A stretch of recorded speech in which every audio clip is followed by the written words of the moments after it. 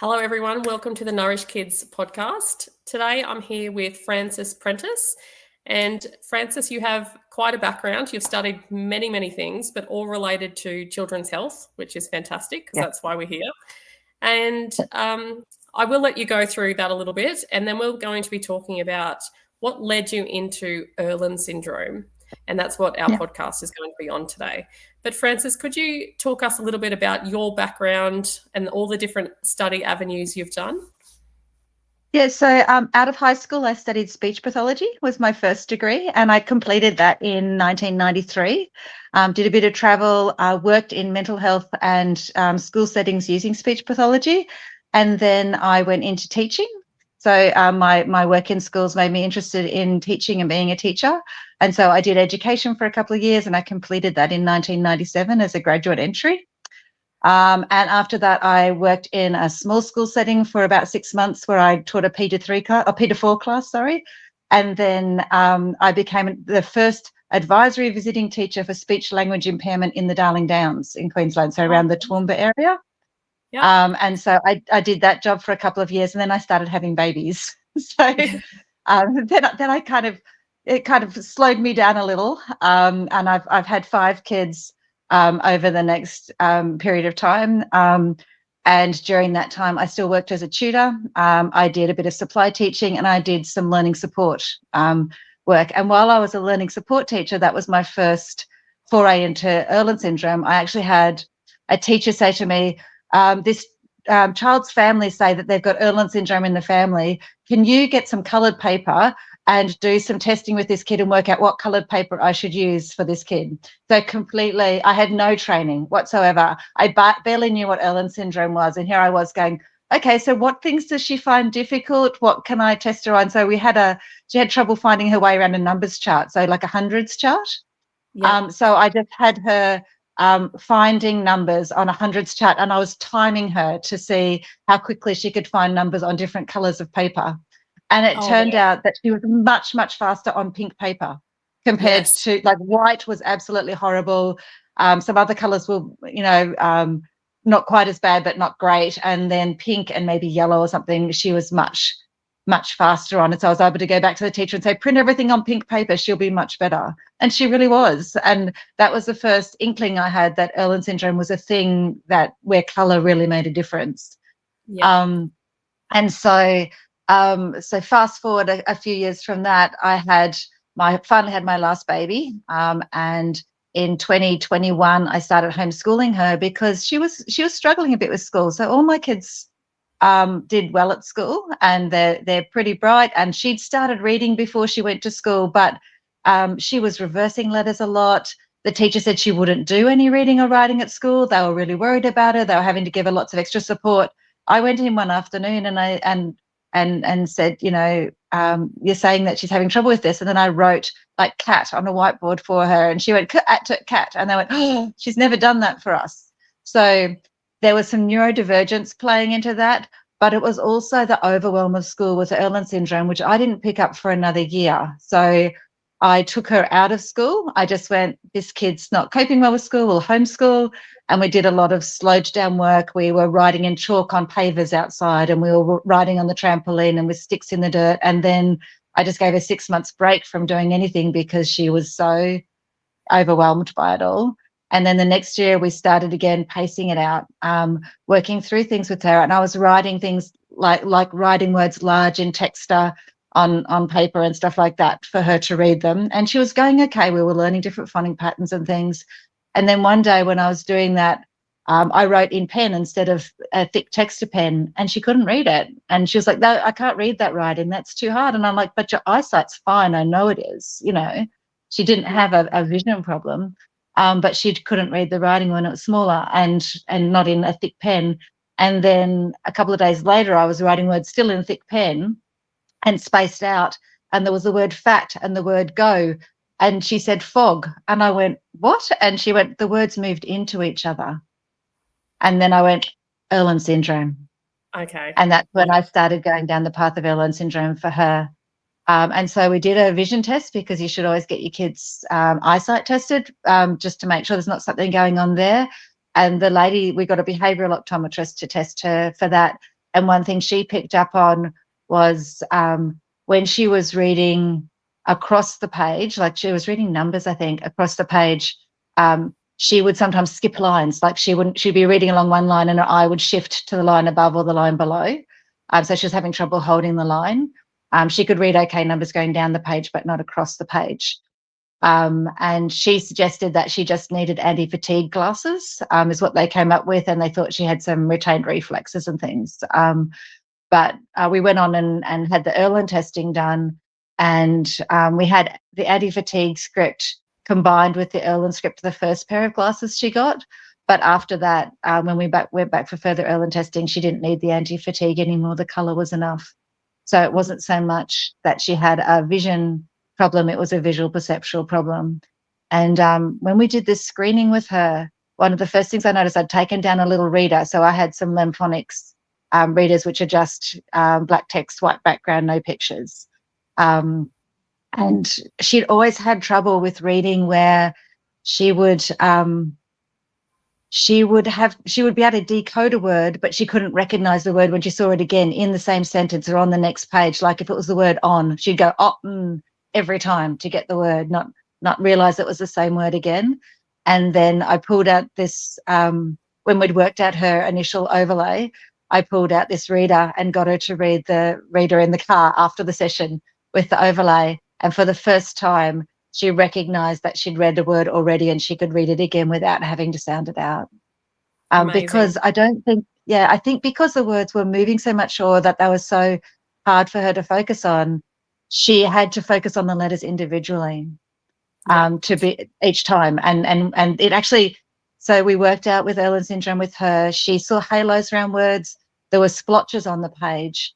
And the other thing is her visual field is smaller. So when she's looking at a word, she can only read without her glasses like 3 to 4 letters of a word, and the rest of it fades out. She has to refocus on the rest of the word. But when she's got her glasses on, she can read 2 or 3 words, which is still less than a regular person, but the glasses make enough difference for her to read fluently. Yeah, so amazing. So that's a lot.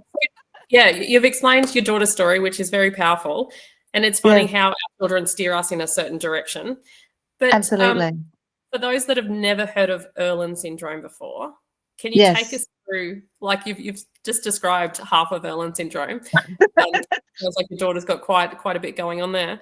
But can you explain, a little bit about Irlen Syndrome for us? Sure.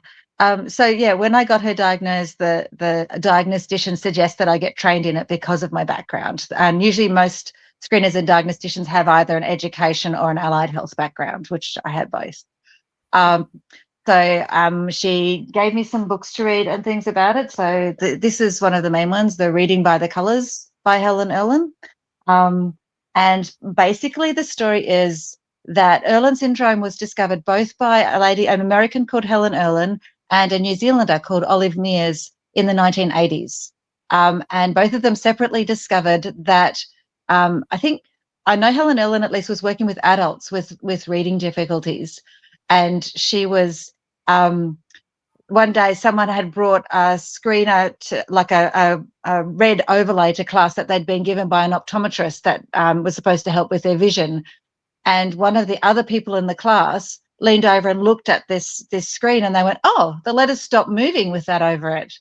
And she went around the whole class and said, does this help everybody? And the other people went, oh, no, like 1 or 2 maybe, but most of them went like, no, that doesn't help us.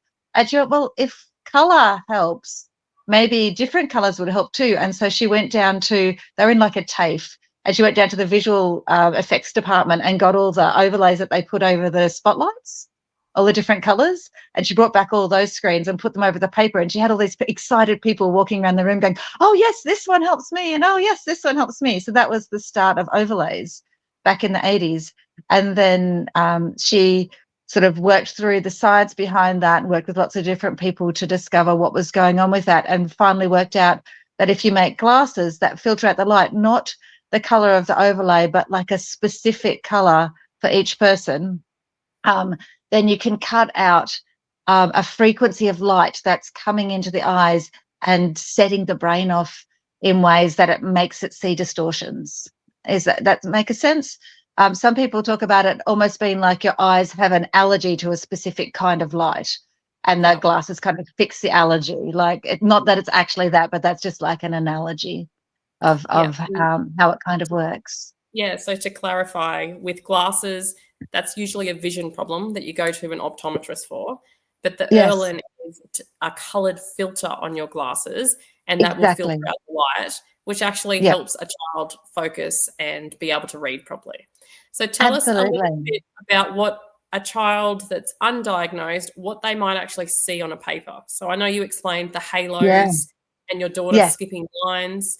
Can you tell us a yes. little bit more about what children might experience? Yeah, that's it. So the symptoms are different for every child. Some kids have just one symptom, and some can have 10 symptoms.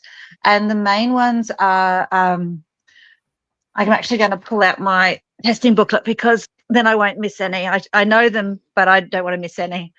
Yeah. Um, So so, while you're getting that, I know there's rivers. So the words yes, you might have 3 words, yes, and then it splits into a river, and then 3 words and it yeah. splits into a river. There's like this So, curvature where the words curve yeah. on a page. Yeah. So rivers is one that most kids experience if they're in like the upper levels of school. So a little kid won't be experiencing rivers because there's not enough text on the page to experience rivers when you're reading a reader. So if you Yes. have a grade 4 or above kid and they're starting to get into chapter books and texts, they might be experiencing the rivers. And a lot of adults complain of experiencing rivers. This is not a problem that's just for kids. This is a problem that doesn't go away. Yeah. But adults sometimes will have it and not realize because they've learned to cope with it. Or even if they've had colored glasses as a kid, they'll cope as an adult, but it just means they go, oh, I can't read for very long. Or I just get headaches when I read, or I just don't like reading, rather than getting like I got the tinted glasses as an adult, even though I'm a good reader. So it doesn't necessarily always cause reading problems either. So I know I'm going off topic, Yeah. but Yeah. it doesn't always cause reading problems. I see halos, but I've always read really, really well.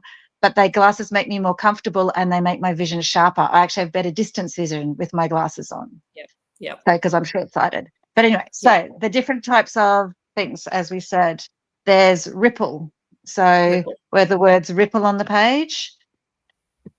Um, this one's much less common. This is wavy, which looks really loopy, but I have had kids say that the words do this. The kids that have this have a lot of trouble learning to read, Yeah. where the words like make huge waves. And so, yeah, they're really having to concentrate.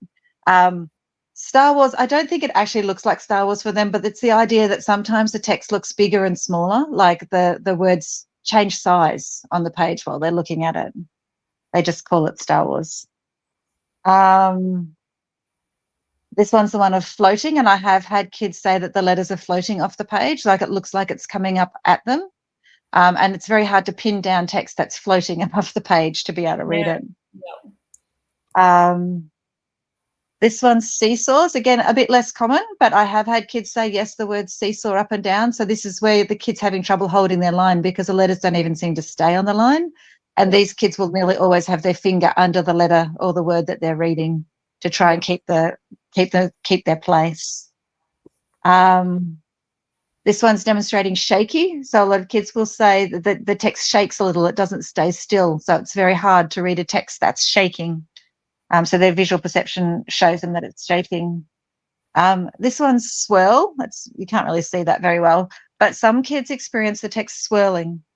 Yeah. And again, this is very rare. I've probably only seen it in about 5% of the 50 or so kids that I've seen, like I don't know, 5% of 50 would be one kid or something. Like 3 or 4 kids have said that they experience swirling, and they're nearly always the kids that also say they get nauseous reading. So if you've got a kid in class that says they're feeling sick, like they feel like they're going to throw up, and they're under a fluoro light, and you're making them do lots of reading, and they're constantly going, they feel sick, and then they go down to the office and suddenly they're well again. And are they just trying to get out of class? No, sometimes it's Irlen. Yeah. Interesting. And also headaches. Kids get a lot of headaches, especially under fluoro lights when there's a high demand of reading tasks. Yeah. This one's really common. This is blurriness. So a lot of kids experience blurriness. Sometimes the blurriness will be in their central vision. Often it will be in their peripheral vision. Sometimes it will be if they've been reading for too long, the text gets progressively blurry until they can't read at all. So when we test kids, we try and work out how severe they are. And part of that severity rating is based on the fact of how long does it take for symptoms to appear. For some kids, it's after 2 words. For some kids, it's after a couple of sentences, or it might be that you don't experience it until you've read a chapter of a book, but you can't read more than 1 chapter at a time, or half an hour or an hour, like depending on how severe they are. And that at that point, the symptoms start getting more severe until it becomes impossible for them to keep reading. Yeah. The next one is halo, which we've already talked about, where the words appear to have halos around them. And I think you find this particularly if it's a very white page with very black text, or if the text is maybe a bit fine or whatever. I've experienced it sometimes even reading picture books to the kids where I've gone, oh, that's really hard to look at. And it's only because I'm a good reader that I can read without a hitch, despite the halos. Mm-hmm. So you're kind of anticipating what the words are and skimming over it rather than focusing in. If I try and focus on the words, it's harder to read them, if that makes sense. Yeah. So in a school setting, I think there's so much focus on getting a child to read and repetition. Keep reading. Even if they're struggling, keep reading. But it might not be that they're not able to, they might be able to read. It's just that the words might move or they can't focus their eyes. And it might not happen straight away. It might happen after 5 minutes of reading. So these kids, I'm just going to put my glasses up at the moment because I'm looking through the wrong part of my multifocals. Getting blurry. So it could just be that these kids are struggling with Irlen syndrome. I got screened with all of my kids because I come across it when I was studying all about the brain. And Dr. Jerry Levine from the US was actually talking, and she said that often a lot of the symptoms of Irlen mimic someone that has dyslexia. And that is my middle child has dyslexia. And also me as a child, I was always in the extra support needed for the reading group. And I don't often like to read now. I've just got my Irlen script and I haven't picked up a chapter book yet, but I'm looking forward to that because my eyes fatigue quite quickly.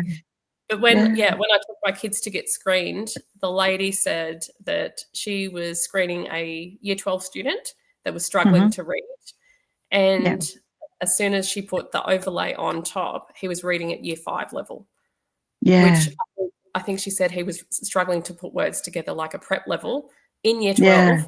And as soon as she put that filter on, and I'm like, that's incredible. Like this child is really struggling and you don't know that it is supposed to look a certain way if you've never experienced that. No, so well, I had know kids. That it's a problem. Yeah, I've had kids I've screened where the words are floating off the page. And I said, you do know that not everybody experiences words floating off the page. And they're like, really? Yeah. Really? And then I've had other kids that go that they're reluctant to admit what the words are doing because they think that they're crazy for experiencing that way. Like they realize it's not normal, but they think it's very strange or they shouldn't talk about it.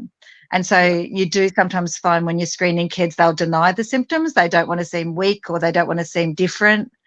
And you have to observe what they're doing, like if they're squinting at the page or if they're moving back and forward to try and focus on what's happening on the page or just there's different body language things that give away that this is hard for them.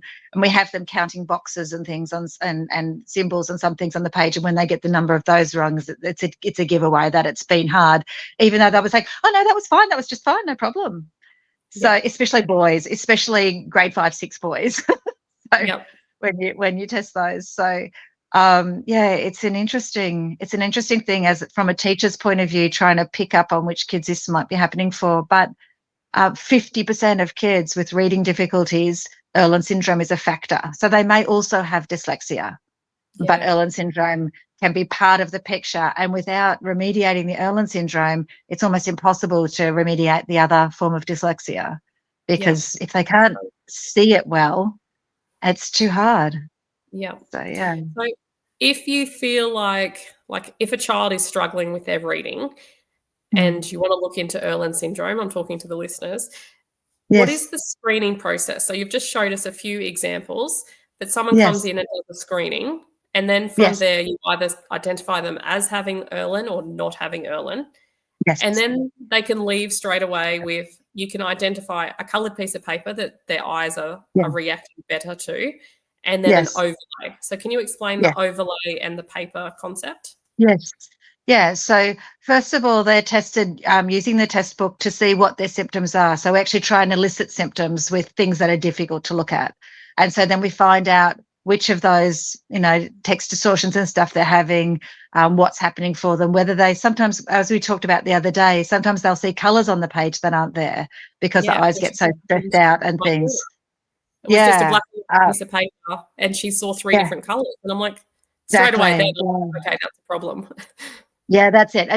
That's an indication of how hard the eyes are working, and also their symptoms, like how much are your eyes hurting? How uncomfortable does it feel to look at that piece of paper? So we get all those kind of ratings and get an idea of what their visual field is and all those things through the initial part of the testing. And then we bring out the overlays and try them over one of the test pages that they've had a lot of difficulty with and work out which test page reduces the symptoms for them. So it might not eliminate them entirely. For some people it does. For other kids, sometimes you have to layer 2 different colours, and sometimes they only get a partial response with the overlays because there's only 10 colours. But when you do the Irlen filters of the glasses, it's almost unlimited the number of colours you can do because you can layer different tints of different colours over each other, and it's very specific to the individual. So it generally, they get much better symptom reduction from the glasses than the overlay. But the overlay has made night and day differences for some kids I've seen as well. So you test them with the overlay, find the one that best reduces all the symptoms, and then we try them reading with and without the overlay to see what the difference is. Are there less word hesitations? Are there less mistakes? Are they more fluent, and how comfortable do they feel reading? So I had a similar experience to what your tester said about the year 12 boy. I had a year 2 girl who was obviously bright and capable, but was struggling even to read the title of a prep level piece. Like she was having trouble pinning the words down, the letters down to stay still long enough to just sound out 3-letter words. And we put one of the blue overlays over, and she read the entire page fluently, like instantly. Yeah. And you don't often see that level of difference because most kids are not that level of severity as well. So if they're not quite as severe as that, then they've been able to manage maybe prep, maybe grade 1, while the letters are big and the words are well spaced and there's not too much text on the page. By extra focus and lots of effort and just focusing in on those words, they've been able to learn all of the sound symbol things and work it out. And when the text gets smaller and there's more on the page, that's when they start to struggle, and you see the kids in grade 3 still running their fingers across the line. That's a giveaway. Or starting to refuse to read, or lots of hesitations when they're reading, that kind of thing, or losing their place, missing lines, or poor comprehension even, because it's too hard. And maybe like not wanting to read out aloud in the classroom as well. Absolutely. They often, one of the interview questions about that is like, do you feel like your reading is slow or clunky or something like that, like that you don't read fluently? And most of them will identify that they don't think they read fluently, which makes a lot of sense when a lot of them are like my daughter and have that poor visual field thing. And so trying to read fluently when you can't see what words coming up is really, really hard. Yeah. So the overlays, just for our listeners, they're like an A4 sheet of paper. And back in our day at school, we had the overhead projector where that's how we photocopied and put things on the board. But they're basically like this see-through piece of paper that you put over your text that you're trying to read. Yeah, like a transparency. And there's 10 different colours. And that helped instantly. Like I did a reading test on my son, and it was just so much better as soon as we put that overlay on. Yes. And then the colour piece of paper, I think there's about 5 or 6 colours to choose from. Yeah. It's up to the individual screener as to how many colours of paper they do. We tend to do yellow, pink, blue, maybe green, purple as the main ones.